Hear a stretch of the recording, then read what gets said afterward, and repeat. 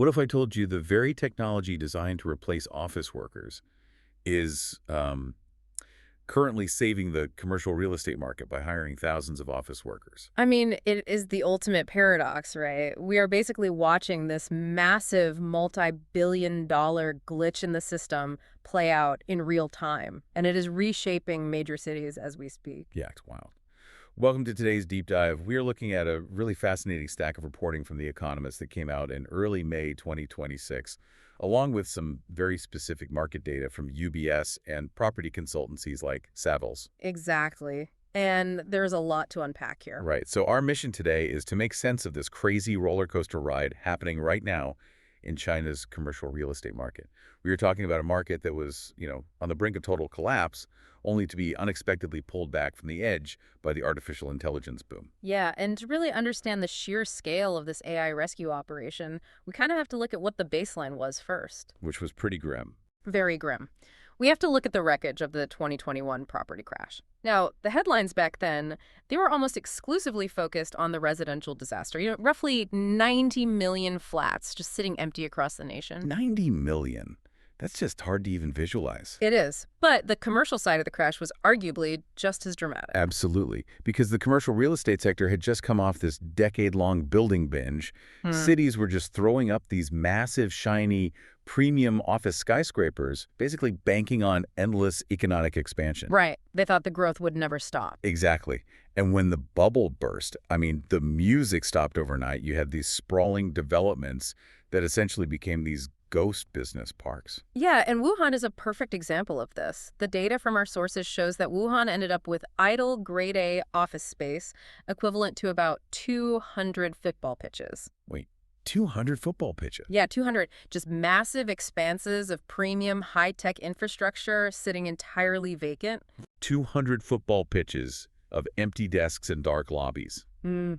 Wow. And, the timing couldn't have been worse, because this wasn't just the natural popping of a real estate bubble. It was a double whammy. Oh, yeah, the timing was terrible. Right as the property market tanked, a sweeping regulatory crackdown hit the technology sector. And that is crucial, because the tech titans were the primary anchor tenants for all of this new commercial real estate. When the regulatory environment tightened up, those companies had to pull back aggressively. Yeah, The Economist piece notes that Alibaba went through massive layoffs during this period, and its founder, Jack Ma, was specifically targeted by regulators. Tencent, which is another absolute behemoth in the digital space, they also trimmed their ranks significantly. Right. And when you take the biggest renters in the market and force them into a period of severe contraction, the ripple effects are immediate. Which brings us to the actual numbers, because they are staggering. They really are. We saw the demand for new square footage in Shenzhen, which is essentially the Silicon Valley of southern China. That demand collapsed by half in the second quarter of 2022. Cut right in half. Exactly. And if you fast forward a bit to late 2025, high-end office vacancies in major tech hubs like Shenzhen and Hangzhou had skyrocketed to a peak of 30%.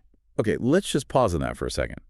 Because simply put, it's like a city spending billions to build the ultimate mega mall, and on opening day, the anchor tenants all go out of business. That is a really good way to put it. And I want to put that 30% vacancy in perspective for you, the listener. Because a 30% vacancy isn't just a temporary dip, it's a death spiral for a building. How does that compare to, say, a healthy market? Well, if you look at central London late last year, premium plush offices were 93% occupied. Wow, it's only 7% empty. Right. And at 30% empty, a building simply cannot generate enough rent to cover its massive maintenance costs, the energy bills, the property management.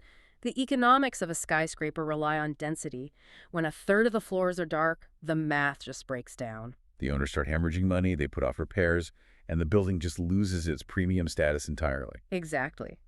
The landlords who owned these ghost towers were staring down the barrel of mass defaults. They needed a miracle to fill millions of square feet of space, and they needed it fast. Which is where the story takes a wildly unexpected turn. Because ironically, the miracle came from the very sector that had just contracted, the tech industry. Right, but specifically a completely new branch of it. Right. Early 2025 was the spark.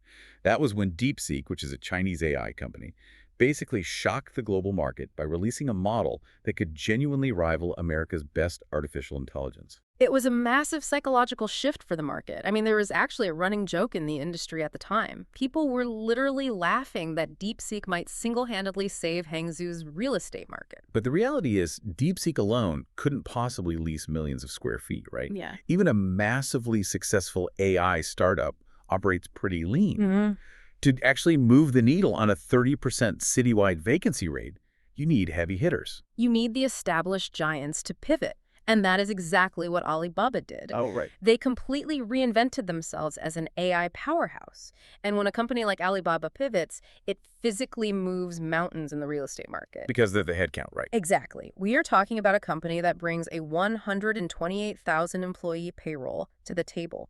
Shifting focus to AI means spinning up new divisions, creating entirely new cross-functional teams, and building out massive new war rooms. Plus, they weren't doing it in a vacuum. The local governments saw this AI spark and recognized a huge opportunity to fix their ghost town problem. The property consultancy Savills highlighted that municipal governments started rolling out aggressive rent subsidies for innovative firms. And the mechanics of those subsidies are really clever. Municipal governments in China rely heavily on a thriving local business ecosystem. Because an empty office tower generates no economic activity. No one is buying lunch downstairs. No one is using the local transit. No corporate taxes are being paid. Exactly. So the government essentially steps in and says to these AI startups, hey, if you sign a lease and put bodies in this building, we will underwrite a significant portion of your rent. Wow, so they are essentially paying them to occupy the space. Right. It is a calculated loss to stimulate the surrounding microeconomy. And the data shows this combination of corporate pivots and government subsidies worked incredibly well. UBS analyst John Lamb calculated that by March 2025, office demand from AI firms had tripled compared to the year before. Tripled. Now, it is important to note that this tripling in demand started from a relatively low baseline, since the generative AI sector was still in its infancy the year prior. But what makes this surge so impactful is how hyper-concentrated it is. Right, because the AI boom isn't spread evenly across the country. It is intensely focused in specific hubs, primarily Hangzhou and Shenzhen. Exactly. Because all that explosive demand is being poured into a very confined geographic area, it acts like a fire hose filling up those specific empty towers. And the numbers back that up, right? The UBS data shows that grade A office vacancies in those cities plummeted from that terrifying 30% peak down to about 20%. Right. That brings them right back in line with the pre-pandemic levels of 2019. It is an astonishingly fast recovery for the commercial sector. It really is. But I have to ask, how can a few AI companies fill entire skyscrapers? Even with Alibaba pivoting, filling millions of square feet requires more than just software engineers. That is a great question. And if we look at the new Westlake 66 project, we can really understand this. Oh, that's the massive office and mall complex in the center of Hangzhou that opened in late April 2026, right? Yes. Derek Peng from Hanglong Properties, the developer of the complex, pointed out that the AI companies themselves are only part of the equation. The real volume comes from the multiplier effect. The multiplier effect, meaning they bring their friends. Basically, yeah. When a major disruptive sector like AI expands, it drags an entire corporate ecosystem along with it. Ah, I see. You don't just get the engineers. You get the lawyers who specialize in intellectual property to patent the new AI models. Exactly. You get the massive accounting firms to audit these newly capitalized startups. You get compliance officers, management consultants. Everyone wants a piece of the pie. Right. It is the modern equivalent of a gold rush. The AI companies are digging for gold, but the people leasing out the adjacent office spaces are the ones selling the pickaxes, the shovels, and the denim jeans. So if a major AI firm takes up 3 floors of a high-rise, legal firms and consultants will rush to lease the floors right below them just to be in close proximity to their biggest clients. Exactly. The ecosystem fills the building. Okay, so the buildings are filling up, landlords are breathing a sigh of relief, the local economies are humming again. But here is where we have to stop and unpack a massive ironic contradiction buried in this data. Yeah, this is where the story shifts from a standard economic recovery to something truly bizarre. Right, because we have to ask why these AI companies suddenly need so much physical desk space in the first place. AI is fundamentally software. It lives in the cloud, it runs on massive server farms, and those are usually located out in rural areas where electricity is cheap, not in premium downtown skyscrapers. Right. So why do they need physical chairs and physical desks in grade A office buildings. Well, John Lamb from UBS made a really fascinating observation about the demographics of this demand explosion. The massive spike in office rentals is not being driven by the hiring of high-level software architects or machine learning engineers. Wait, then who are they hiring? They are desperately hiring back-office staff, clerical workers, support staff. They are renting prime real estate to house armies of human beings doing routine data entry, organizing files, and performing repetitive administrative checks. Wait, let me get this straight. Let me make sure we are crystal clear on this. AI agents are literally designed to eliminate back-office jobs. But right now, the top AI companies in the world are renting massive offices just to hire the exact same back-office workers their software is trying to replace. Yes. They are basically paying thousands of people to sit at desks and build their own replacements. I know, it sounds completely absurd. But if we look at the mechanics of how artificial intelligence is actually trained in this current phase of development, it is a necessary reality. Okay, please unpack those mechanics, because from the outside, it looks like a complete glitch in the matrix. Think about the underlying technology. We often talk about AI as if it is magic, but it is entirely dependent on brute force human labor right now. To get an AI to the point where it can seamlessly handle complex, nuanced back office tasks, it requires an immense amount of what the industry calls reinforcement learning from human feedback. Okay, so it's not enough to just feed the machine a million PDFs and tell it to figure it out. No, not at all. The AI needs a human tutor. It needs thousands of them. These AI companies have to hire human clerical workers to sit at desks, look at the AI's output, identify the errors, correct the logic, and feed the corrected data back into the system. Wow, so the machine learning algorithms are literally shadowing these human workers. Exactly. They're learning the nuances of administrative work by watching humans do it and correct it. Simply put, it's like teaching a kid a highly complex skill. You can't just hand a kid a dense textbook on accounting and expect them to perform a corporate audit. You need an expert sitting next to them, reviewing their practice runs, circling their mistakes with a red pen, and explaining why a specific entry goes in a certain column. That is exactly what is happening. And that red pen process requires tens of thousands of human hours.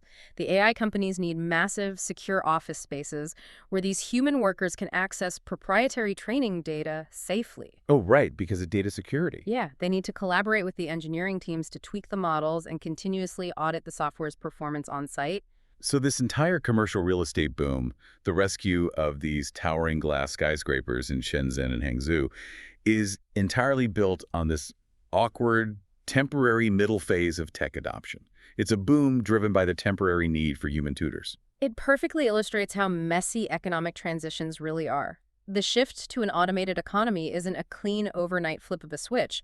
You have this incredibly labor-intensive bottleneck where you actually need a massive physical footprint and more human workers just to get the machines ready to eventually work autonomously. Exactly. The company clearly reached a point where they felt the AI was robust enough to audit its own work, or they found a cheaper, fully automated process.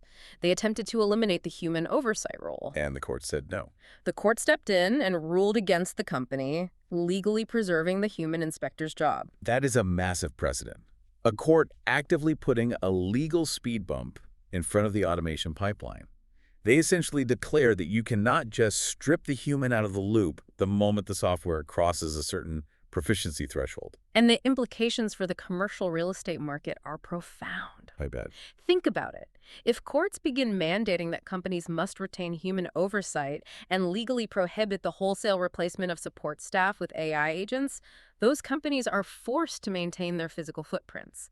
They still need to rent office space to house the humans that the law requires them to keep on the payroll. So ironically, the commercial landlords might actually find their biggest allies in the judicial system. Every time a judge rules that a human must stay in the loop, a landlord gets to renew a lease for another desk. Exactly. And the landlords are receiving help from another powerful entity too, the government itself. Oh, right, because they are actively manipulating the underlying market dynamics to ensure this recovery holds. Yes. Derek Pang pointed this out regarding the supply side of the equation. We've talked a lot about the demand side, AI companies needing space. But the government controls the supply. Because in China, municipal governments control the sale and leasing of land for new development. Right. And right now, they are actively constraining that supply. They are halting the auctions and selling significantly less land to commercial developers. And the mechanics of that are fascinating because local governments in China rely incredibly heavily on land sales for their own municipal revenue. For a city to willingly choke off its own pipeline of land sales means they are deadly serious about fixing the current real estate glut. It is a calculated sacrifice. By starving the market of new office towers, they guarantee that all of this new AI-driven demand has nowhere to go except into the existing empty buildings. They are artificially forcing the occupancy rates and the rental prices up by refusing to allow any new competition to be built. It is a textbook supply squeeze. So if we look at the entire landscape we've mapped out today, we had a devastating market crash. Millions of square feet sitting empty. Then, the market is suddenly revived by AI giants and an ecosystem of lawyers, consultants, and clerical workers. Yeah. But the clerical workers are literally trading the software to take their jobs. Meanwhile, local judges are stepping in to legally block the software from actually taking those jobs. And the local governments are freezing land sales to artificially prop up the value of the buildings. It is a highly complex, deeply intertwined, and incredibly fragile ecosystem. I mean, the recovery is real. The buildings are physically filling up. But the underlying foundation of that recovery is entirely contradictory. It feels like this entire boom is balancing on a knife edge. It's not a solid, long-term foundation built on structural economic growth. It's a temporary bridge held together by opposing forces. Absolutely. The technological drive to automate everything is colliding in real time with the legal and physical reality of how hard it actually is to replace human beings. And that tension is exactly what will define the next decade of commercial real estate. We're basically living inside the experiment. Whether this turns into an enduring boom depends entirely on an unknown variable. Which is? How much of the physical workforce will AI eventually replace once the training wheels come off and the courts establish clear precedents? And that is exactly what we want to leave you, our listener, to think about as you go through your week. We've covered a lot of macroeconomic forces today. Supply constraints, municipal subsidies, algorithm training mechanics. But the physical reality of this paradox is playing out right in front of us. It really is everywhere. The next time you walk past a towering, shiny glass office building, maybe it's in your city, or maybe you're traveling, and you look up and see it fully illuminated, packed with workers, buzzing with the energy of the latest AI boom, I want you to ask yourself a question. Yeah. When the software finally gets smart enough to master the administrative jobs those people are currently teaching it to do, how many of those people and the physical desks they sit at will still be there in 3 years? Thank you for joining us on this deep dive. We will catch you next time.